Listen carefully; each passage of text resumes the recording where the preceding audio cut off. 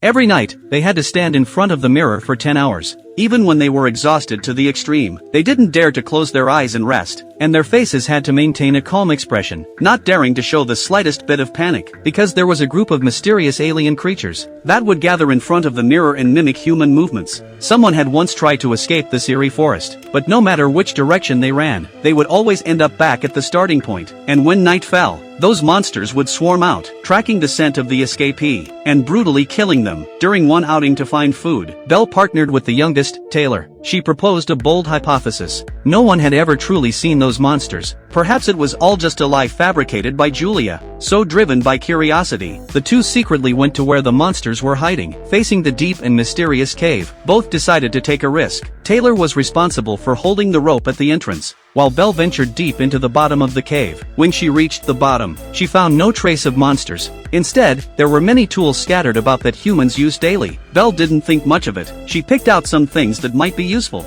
and used the rope to haul them up. When Belle wanted to continue exploring deeper, a hand slowly emerged from the cave, but as soon as it touched the outside sunlight, it started emitting wisps of white smoke. At this critical juncture, Taylor hurriedly threw down the rope, allowing Belle to escape danger. But what the two didn't know was that their actions just now would bring them unimaginable trouble. Taylor connected an old camera to a monitor, crafting a makeshift surveillance camera, hoping to see what the monsters looked like. Late into the night, a dull knocking sounded from outside the door. Immediately after, human legs appeared on the monitor. Jenny, as if lured by some magical force, started walking towards the door. She firmly believed her husband was outside. Julia, seeing this, immediately blocked the door, trying her best to dissuade the curly-haired girl not to believe it, because outside, there was no way any living person could appear. With everyone's joint persuasion, Jenny finally snapped out of her daze. But this completely enraged the monsters outside. They hurriedly stood back in front of the mirror. This time, the mirror seemed to have lost its effect. Not only did the monsters not stop attacking, they became even more frenzied, fiercely slamming against the mirror.